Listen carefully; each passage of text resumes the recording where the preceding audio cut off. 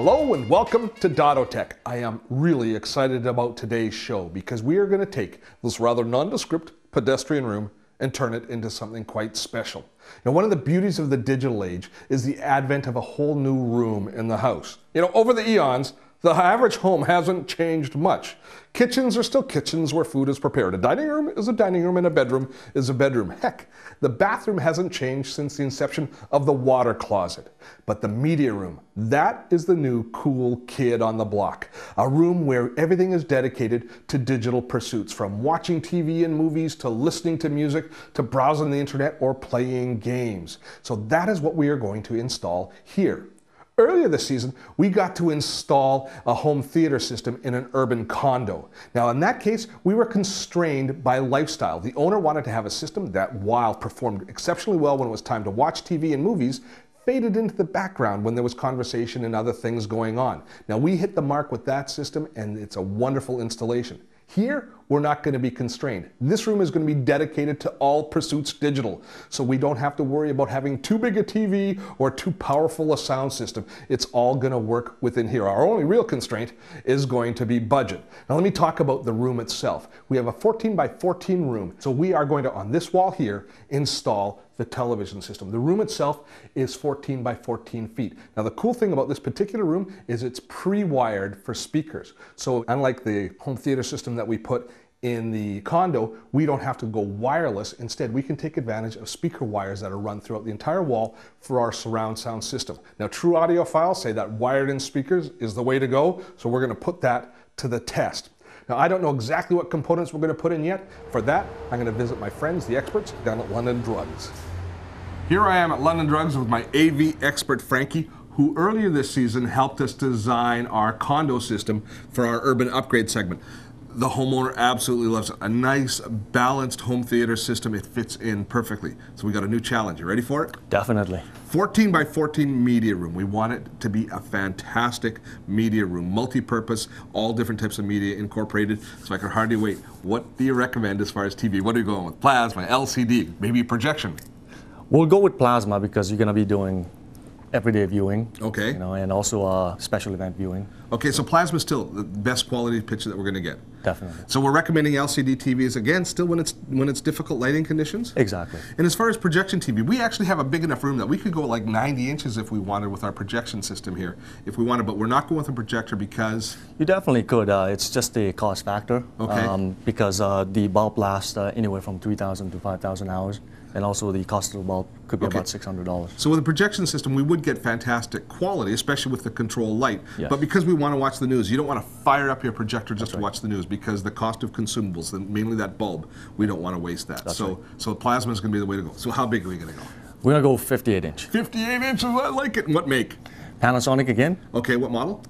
58 PZ850. Okay, now what are the key features of this new model? Key features of this model is the THX mode and also the studio reference mode. Okay, now these are preset video modes, and I use the presets a lot. The cinema mode or the sports mode, it makes everything look proper. Now what do these new modes do for us? What the studio reference mode is basically when the director is mastering the film, you're seeing exactly what they're seeing. Okay, in the editing suite. And what about THX mode? THX mode is a set of specifications. Again, they have to follow specific standards. Okay. Now I always think of THX as being audio, but THX in this case is video, and it's what the industry recommends for viewing at home. Exactly. As far as setting up. Now when you do set up your TV, if you are lucky enough to have one with THX mode, when you first watch it at home compared to looking at the TVs here in the store, it's going to look a little bit duller, but that's really the way it's set up. You have everything pumped up here to catch people's eye, and most stores do. So watch it for a few days, and it manages to bring all of the little subtle background features forward. How many inputs in this TV?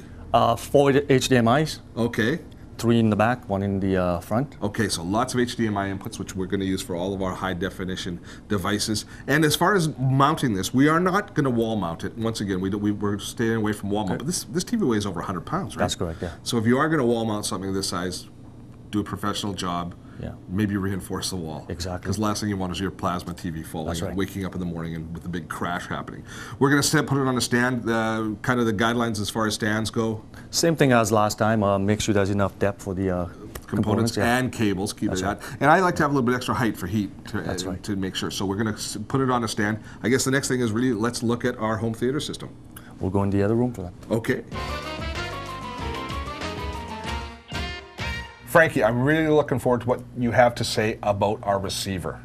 Well, what happens is a lot of people spend a lot of time looking at the TV, and they don't spend enough time looking at the other components. It's all part of one big system. That's right. So we have to spend time. So what are you going to recommend? I'm going to recommend the Onkyo 906, which is their flagship receiver. Okay, now this is good because you actually wanted me to look at this when we were setting up the condo. Right. We chose a home theater in a box, mainly because we wanted something smaller, streamlined, and we were looking for wireless rear channels. But this basically is a no compromise solution. It's top of the line, everything. Right. It's the hub of your whole system right there. Okay, so it's got all of the built-in software as far as for playing THX and Dolby Digital, all of those sorts of things are built in? All included, yeah. Now, actually, how we actually physically set it up is it's going to be connected to the TV through a single HDMI cable, but all of our devices are going to flow in through the home theater system, correct? That's right, yeah. So all of our high def and standard definition devices. Will be in there, yeah. So what happens, it'll convert it to 1080p. Okay, so that means that if we have an old VCR with our videotapes in, we plug it in, they can look really bad on high def occasionally. Right. So it's going to actually upconvert it, make it look better. It's not going to make it high definition, but it's going to make it look better. A whole lot better, yeah. Now it's got some additional features. It says it's a network receiver. What does that mean? That means that you take an RJ45 cable from your router, plug it behind the receiver, and you'll be able to pull in into internet radio stations. Oh, great. So all of our, if we're listening to any internet music or internet talk, which a lot of people do, we can set that up. Now, it also has multiple zones, right? That's exactly right. So what that does for you is somebody could be in the home theater room listening, watching a movie, and if you're having a party on the patio, you can have a different source playing. Okay, so we can have our iPod playing music into the kitchen while people are cooking and people are watching a movie. Yeah. That is a really good feature, especially if you have a nice wired house where you have it all set up properly.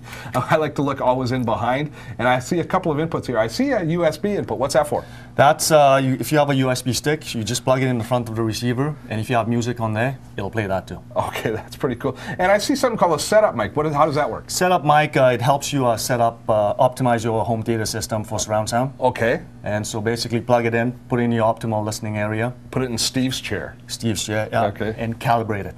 And so it calibrates all of your surround sound speakers, your 7.1 or your 5.1 speakers, to optimize the experience for the person sitting in that particular chair. Lucky person in that particular chair. And how many watts per channel? 145 watts per channel. Which is plenty. So really, this is going to be the anchor and the hub of our entire system. And I think you're really going to appreciate it. If you get something like this, over time you will grow to appreciate it. Hooking up my iPod or my satellite radio? Not an issue.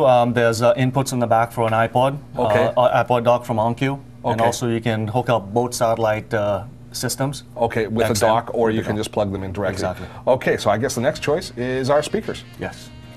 Blogs, podcasts, streaming video. You can find it all on our website. Check it out at dottotech.com.